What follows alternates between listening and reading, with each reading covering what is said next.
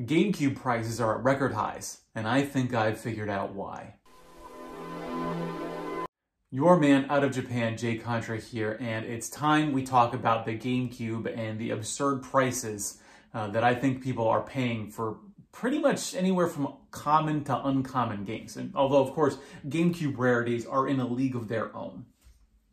So for some historical background, looking over the last 6 months, there has been a general 25% increase in the cost of an average GameCube game. Looking at the numbers from pricecharting.com, which you can maybe make some arguments about how exactly accurate they are, but I believe they're a good indicator, a barometer of what's happening in the collecting scene, especially in terms of prices. In the aggregate, on average, a GameCube game back in February cost around $12. Today, in August, just 6 months later, the average GameCube game costs about $15. It's about 25% increase. Now, if you look at some specific games, and I'll pull these up, I pulled the numbers for these, and I want to talk about these games actually individually because they each kind of reflect some curious movements in the GameCube market. So first, we've got Super Mario Sunshine, which goes from $55 in February to $72 today. Now, why is that happening? Well, I think it's very emblematic of two very big reasons of why the GameCube is so very peculiar.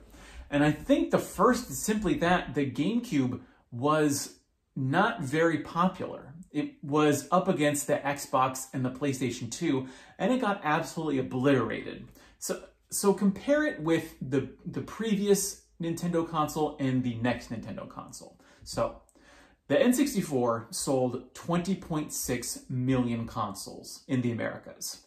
The GameCube sold 13 million consoles. So that's 7 million less. That's what? That's 33% less than the N64. And N64 games, even loose, are, pretty expensive. They're not cheap. But then compare the GameCube at 13 million with the Wii, which sold 49 million consoles in the Americas.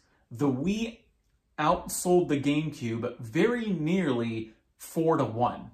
That's crazy. So I don't know if we're going to see as huge movement in Wii games. But the first knock, or not knock against, that's not the right word, but the first reason why the GameCube might be so collectible today is simply because it did not have as many units sold, meaning there's a much scarcer supply of GameCube and GameCube games. Now, looking at Super Mario in particular, Super Mario Sunshine. Super Mario Sunshine sold 6.3 million copies back in the early 2000s, in the Americas again. Super Mario 64 sold 12 million copies. So there are twice as many, assuming the wastage is all equal. Super Mario 64 sold twice as many. There are 2 times as many copies of Mario 64 floating around there as there are Super Mario Sunshines. Now, the thing is that you also have to compare completeness of the GameCube versus completeness of an N64 game. You're obviously going to have many, many more loose cartridges of Mario 64 floating around, and actually you see that in that the loose copy of Mario 64 is not that expensive. Whereas with the GameCube, because they came in those plastic DVD-like cases, you are going to have many more GameCube games that are in complete condition, and that's going to skew the game prices up just that little bit more. What's also interesting to me is that the GameCube, I think, the other big reason why GameCube games might be more expensive now is simply because now is the time for that to happen. There's anywhere from about a 15 to 20 year gap in terms of nostalgia, meaning that something that came out in the 2000s is going to be right in that prime spot. Think back to when you were a kid. When I think back, when I was a kid, when I was anywhere from 8 to 13 years old, basically when you're not exactly a kid, but you're becoming aware of the media that's around you up until your teenage years, those are the games that I think are going to define your nostalgia. And now, as this cohort of people is entering their 30s, they have more disposable income and they're able to push more money into the market, thus driving up prices. Meaning that the GameCube is right in the middle of that. Now, I'm shocked to see it happen this quickly, because it was about a year or two ago that everyone was saying it was the N64, that all of the prices for that console were going up. Although maybe I was just on the vanguard of that, seeing it. But it seems to have just within the last 6 months, to see the GameCube go up so starkly is very shocking to me. I thought it would have taken a couple more years, but here we are. The other games I want to talk about, the big one, the really expensive one, is going to be Fire Emblem Path of Radiance, which 6 months ago was $171, and today it is $255.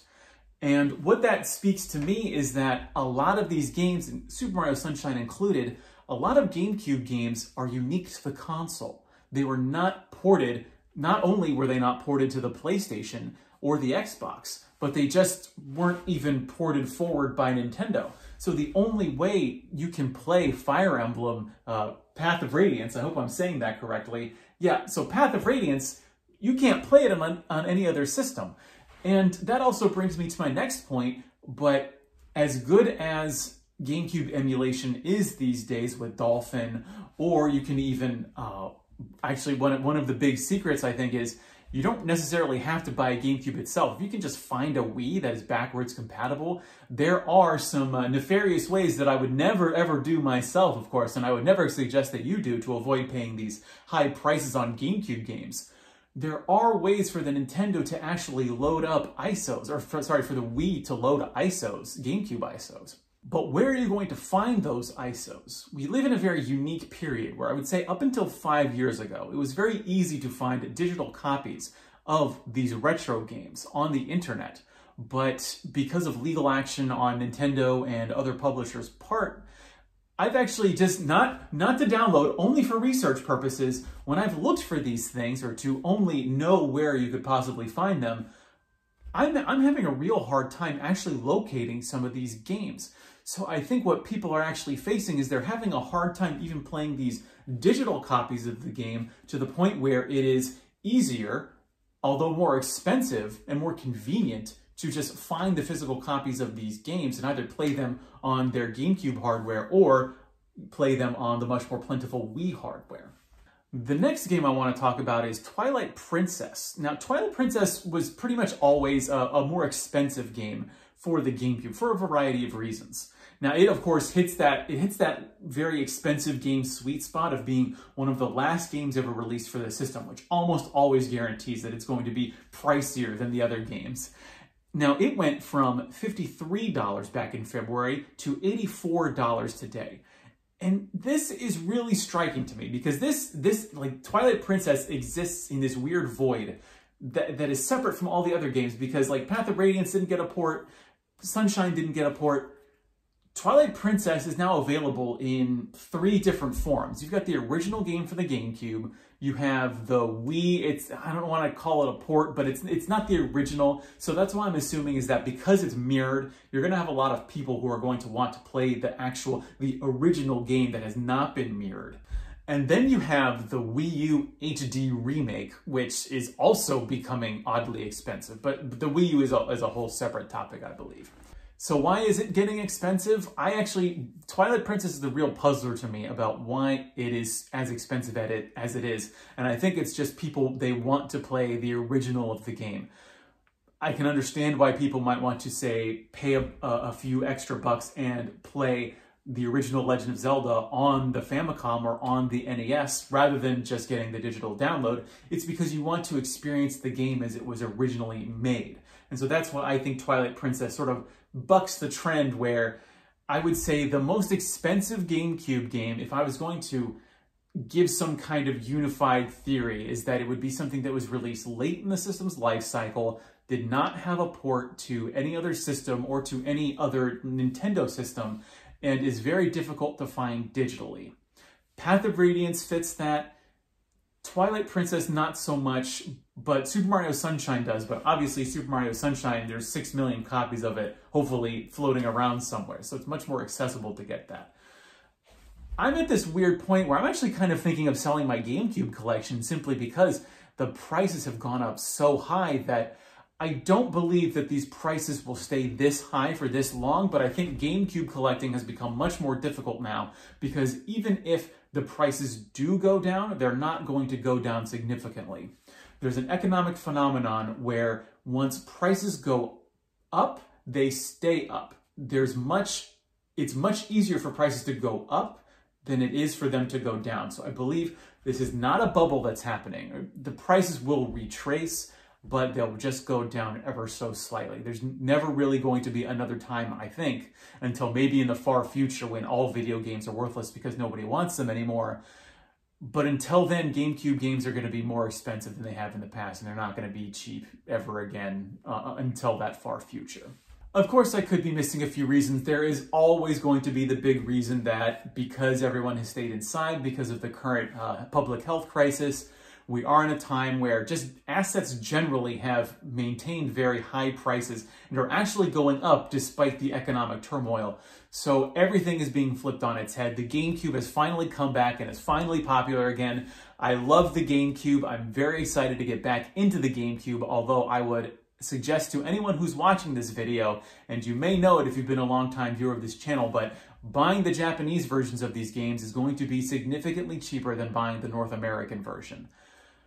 You can save hundreds of dollars by buying the, I wouldn't necessarily say uncommon games, but definitely your Super Smash Brothers, your Mario Sunshines, even your Gacha Force, or your Kirby's Air Ride, or your Fire Emblem. You are going to save potentially thousands of dollars if you just buy the Japanese version.